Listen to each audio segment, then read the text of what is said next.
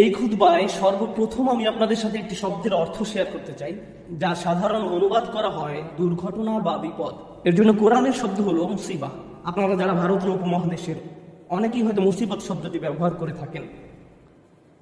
আর কোনো দুর্ঘটনা বা বিপদ আপদ বোঝাতে এটি ব্যবহার করা হয়। শব্দটি নির্গত হয়েছে আরবি শব্দ অসাবা থেকে, কোনো লক্ষ্যে আঘাত হানা বা কোনো লক্ষ্যকে সঠিকভাবে আঘাত করা। কোরআন খুব কৌশলগত উপায়ে অন্য শব্দ কারিসা, যা দিয়ে দুর্ঘটনা বা ট্র্যাজেডি বোঝানো হয়, এই শব্দটা ব্যবহার করার পরিবর্তে মুসিবা শব্দটি ব্যবহার করেছে। এই মুসিবা শব্দটি ব্যবহার করার মাধ্যমে কোরআন ইঙ্গিত করছে যে বিপদ আপদে আঘাত হানুক না কেন, তা আসলে একটি লক্ষ্যে আঘাত হয়েছে। তাই যে বিপদই ঘটুক না কেন, তা আসলে অপ্রত্যাশিত কোনো ঘটনা নয়। এই ঘটনাটি আমার সাথে কেন ঘটলো এমন প্রশ্ন করা অর্থহীন, কারণ এই ঘটনাটি আপনার সাথেই ঘটার কথা ছিল। আবার যদি প্রশ্ন করেন এখন কেন ঘটলো, উত্তর হলো অন্য কোনো সময় এটি ঘটার কথা ছিল না। তা আমাদের জীবনে যেসব বিপদ আপদ ঘটে তার জন্য কোরআনে এমনই একটি পরিভাষা ব্যবহার করা হয়েছে। আর জীবন এ ধরনের মুসিবতে পরিপূর্ণ। আল্লাহ আযযা ওয়া জাল্লা বলেন, লাকাদ খালাকনাল ইনসানা ফি কাবাদ, নিঃসন্দেহে আমি মানুষকে সৃষ্টি করেছি কষ্ট ক্লেশের মধ্যে। তাই এমনটি আসলে মানব জীবনের একটা অংশ। প্রসঙ্গত, এই সমস্ত মুসিবতের প্রকৃতি কেমন? একদিকে আমরা শুধু প্রাকৃতিক দুর্যোগ যেমন ঘূর্ণিঝড়, ভূমিকম্প, আগ্নেয়গিরির অগ্নুৎপাত, টর্নেডো বা হারিকেন নিয়েও কথা বলছি না। এগুলো বিপদ। যেমন আল্লাহ সুবহানাহু ওয়া তাআলা অন্যত্র বলছেন, মা আসাবা মিন মুসিবাতিন ফিল আরদ, পৃথিবী এবং ব্যক্তিগতভাবে তোমাদের উপর কোনো বিপদ আসে না, কিন্তু তার জগৎ সৃষ্টির পূর্বেই কিতাবে লিপিবদ্ধ আছে। মানুষের জীবনে শুধু এই এক ধরনের বিপদই আসে না। ভূমিকম্প যে শুধু কোনো দ্বীপে বা দেশে আঘাত হানে তাই নয়, আমাদের নিজেদের ভিতরেও ভূমিকম্প ঘটতে পারে। ফি আনফুসিকুম, তোমাদের নিজেদের ভিতরে। স্বামী বা স্ত্রীর মাঝে বিশাল দুর্যোগ দেখা দিতে পারে, ছেলে মেয়ে বা মাতা পিতার মাঝেও এই দুর্যোগ দেখা দিতে পারে, অথবা এমন কারো মাঝে যে কঠিন কোনো পারিবারিক ঝামেলায় জড়িয়ে আছে। এমন অনেক মানুষ আছেন যারা অর্থনৈতিক সমস্যায় জড়িত, অনেক মানুষ নানা ধরনের ভয়ঙ্কর মানসিক বা শারীরিক সমস্যায় জড়িয়ে আছেন। মোট কথা, মানুষের বিপদ মুসিবতের কোনো অন্ত নেই। এখানে যে বিষয়টি আমি ফোকাস করতে চাই তা হলো বিপদ মুসিবত মোকাবেলার ক্ষেত্রে আমাদের ইমানের ভূমিকা আসলে কি। আমরা যে আল্লাহর উপর বিশ্বাস করি তা বিপদ মোকাবেলায় কিভাবে আমাদেরকে সাহায্য করে। একজন বিশ্বাসী হিসেবে বিপদ মুসিবতে পতিত হলে কেমন প্রতিক্রিয়া দেখাবো, আর এটা আসলে নির্ভর করে আল্লাহর সাথে সম্পর্ক থাকা বলতে কি বোঝায় তার উপলব্ধির মাত্রার উপরে।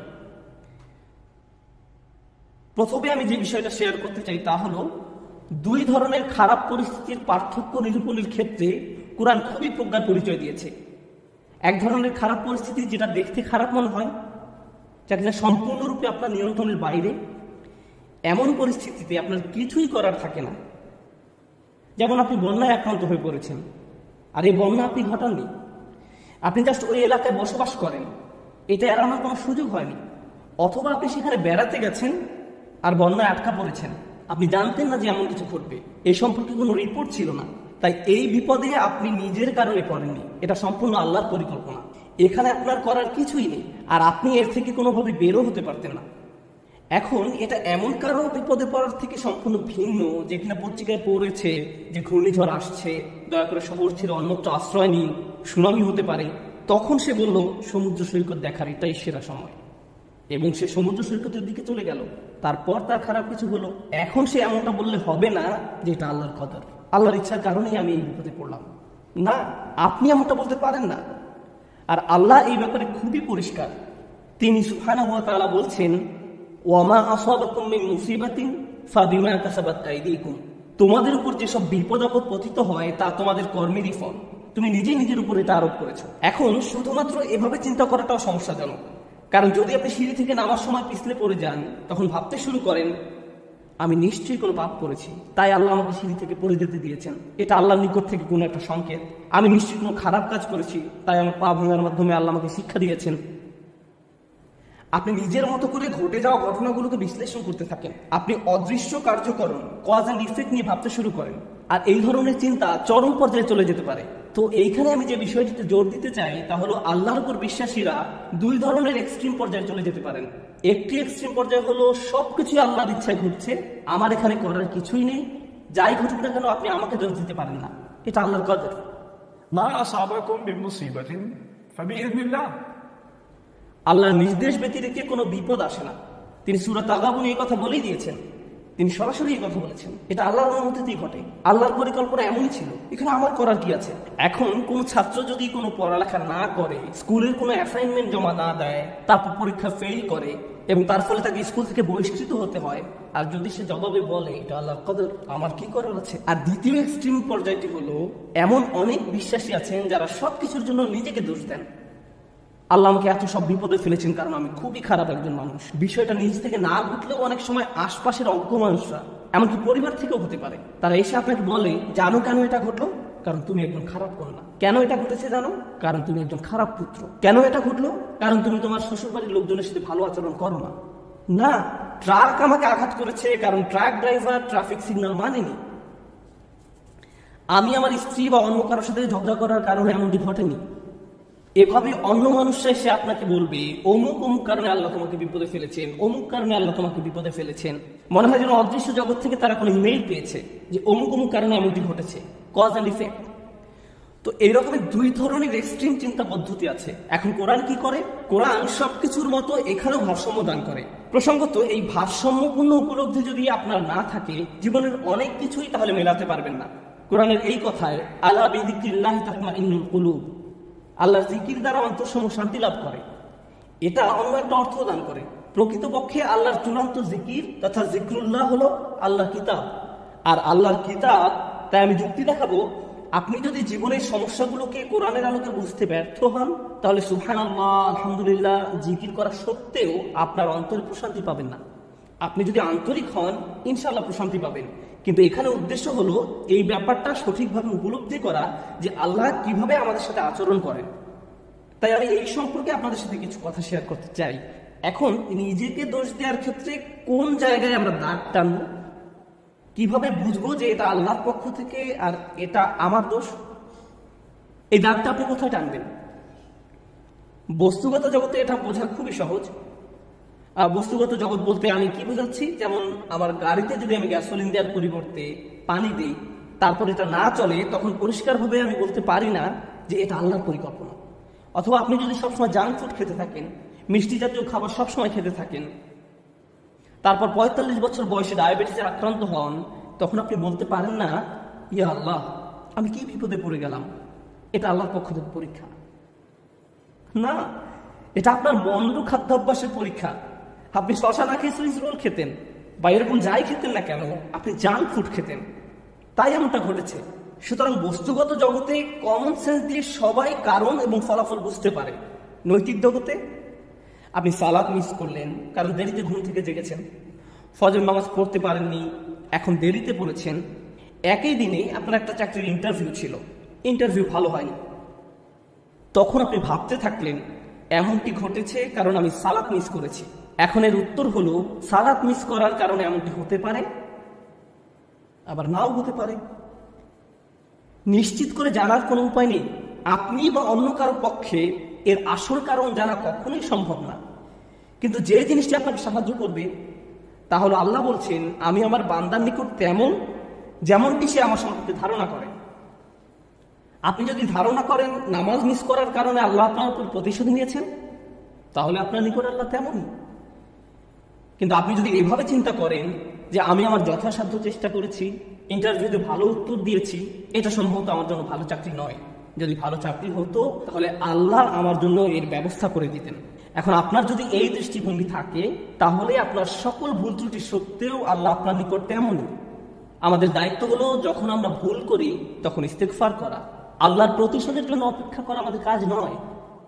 ব্যাপারটা বুঝতে চেষ্টা করুন। আমাদের কাজ এটা নয় যে আমি তো পাপ করে ফেলেছি, এখন আল্লাহ কোনো না কোনো ভাবে আমাকে শাস্তি দিবেন। এই জন্যই আল্লাহ বলছেন, অমা আসাবাকুম মিন মুসিবাতিন ফাবিমা কাসাবাত আইদিকুম, তোমাদের উপর যেসব বিপদ আপদ পতিত হয় তা তোমাদের কর্মেরই ফল। তোমরাই তোমাদের দুই হাতে এটা অর্জন করেছো, তুমি নিজেই নিজের জন্য এটা ক্রয় করেছো। এমনকি আধ্যাত্মিক জগতেও আমাদের কর্মের কারণে আমাদের উপর বিভিন্ন বিপদ আপদ পতিত হতে পারে। যেমন আপনি যদি ক্রমাগত মাতা পিতার সাথে খারাপ আচরণ করতে থাকেন এবং আপনার উপর কোনো মুসিবত আরোপিত হয়, এতে সম্ভবত কোনো কানেকশন রয়েছে। এই সমস্ত ক্ষেত্রে আল্লাহ কি করেন? ওয়ায়াফু আন কাসীর, এবং তিনি তোমাদের গুনাহ ক্ষমা করে দেন। বস্তুগত জগতে আপনি যদি 2 তলার ছাদ থেকে লাফ দেন, ফলাফল ভোগ করতে হবে। আল্লাহ বলবেন না যে এইবার আমি তোমার পা ভাঙবো না, না না, যা ঘটার তা ঘটবে। আগুনে যদি হাত রাখেন তা পোড়া যাবে। আল্লাহ বলবেন না যে তুমি আজকে ফজর নামাজ পড়েছো, তোমার হাত পুড়বে না, এমনটা ঘটবে না। কিন্তু যখন আধ্যাত্মিক জগতের কথা আসে, তিনি বলছেন ওয়ায়াফু আন কাসীর, তিনি সাথে সাথে প্রতিশোধ নেন না। আল্লাহ এভাবে আমাদের সাথে আচরণ করেন, ওয়ায়াফু আন কাসীর। এই ব্যাপারটা আমাদের মনের মাঝে গেঁথে নিতে হবে। যে কারণে আমি আজ এই আলোচনা সূত্রপাত করলাম তা হলো, আমাদের উম্মায় প্রতিদিন যে আধ্যাত্মিক অপরাধটি সংঘটিত হয়, তা হয় একজন স্নেহের মানুষের হাতে অন্য একজন স্নেহের মানুষের, পিতামাতা, স্বামী স্ত্রী। কখনো কখনো আমরা আমাদের স্নেহের মানুষদের সবচেয়ে জঘন্য কথাটা বলে বসি। মাঝে মাঝে আমরা সেসব কথা বলি আল্লাহর নামে। তুমি যা করছো তার জন্য আল্লাহ তোমাকে শাস্তি দিবেন, একদিন তোমাকে বিচারের কাঠগড়ায় দাঁড়াতে হবে। তুমি যা করছো তা আল্লাহ কোনোদিন ক্ষমা করবেন না। মা তার সন্তানকে ভাবে বলে, স্ত্রী স্বামীকে বলে, ভাই বোন একে অপরকে বলে। মনে হয় যেন আল্লাহ কোনো রাগান্বিত অস্ত্র যা আপনি যে কোনো সময় প্রয়োগ করতে পারেন। কারণ কার উপরে আপনি অসন্তুষ্ট, তাই আল্লাহ অবশ্যই তার উপর অসন্তুষ্ট, এবং আপনি এভাবে আল্লাহকে ব্যবহার করতে পারেন। এটা আমাদের স্থান নয়। অনেক মানুষের ক্ষেত্রে তারা এই ধরনের কথা এত বেশিবার শুনেছে যে তারা আল্লাহর নিকট থেকে অনেক দূর সরে গিয়েছে। তারা তাদের প্রিয় মানুষগুলোর কাছ থেকে এমন কথা শুনেছে। একটা শিশু তার মা বাবার কাছ থেকে এমন কথা সবসময় শুনে এসেছে, নামাজ না পড়লে আল্লাহ তোমাকে শাস্তি দেবেন, নামাজ না পড়লে আল্লাহ তোমাকে শাস্তি দেবেন, এই বিস্কুট খাওয়ার কারণে আল্লাহ খুবই রাগান্বিত, সবসময় আল্লাহ রাগ করবেন, আল্লাহ রাগ করবেন, আল্লাহ রাগ করবেন। এই ছেলেটি যখন 16-17 বছর বয়সে পৌঁছায়, সে আল্লাহর সাথে তখন আর কোনো সম্পর্ক রাখে না। যখন সে শুনে আল্লাহ দয়ালু, ক্ষমাশীল, তার তখন এই কথা বিশ্বাস করতে কষ্ট হয়। কারণ আল্লাহ সুবহানাহু ওয়া তাআলা সম্পর্কে এমন ধারণা নিয়ে সে বড় হয়নি। তার কাছে মনে হয় প্রতিবার সে আল্লাহর কারণে সমস্যায় পতিত হয়েছে। তারপর এই পিতামাতাই বলেন, আমরা তো এই ছেলেকে ছোটবেলা থেকেই ইসলাম শিখাচ্ছি, আমি জানি না কেন সে ইসলাম থেকে দূরে সরে যাচ্ছে। কিন্তু কোন আল্লাহ সম্পর্কে আপনি তাকে শিক্ষা দিয়েছেন? একজন রাগান্বিত আল্লাহ, এমন আল্লাহ যিনি শুধু শাস্তিই দিতে চান, অথচ আল্লাহ বলছেন মা ইয়াফআলুল্লাহু বিআযাবিকুম, তোমাদের শাস্তি দিয়ে আল্লাহ কি করবেন? আল্লাহ নিজেই এই কথা বলছেন, তোমাদের পিছনে লেগে আল্লাহ কি করবেন? তাই মানুষ খারাপ পরিস্থিতিতে পড়লেই মনে করে আল্লাহ তাদের শাস্তি দিচ্ছেন, আল্লাহ তাদের কষ্ট দিচ্ছেন। তার এমন পরিস্থিতি আল্লাহ তৈরি করেছেন, আল্লাহ তাদের কষ্ট দিচ্ছেন। আমার এক কলিগ আমাকে একটা কথা মনে করিয়ে দিয়েছিলেন।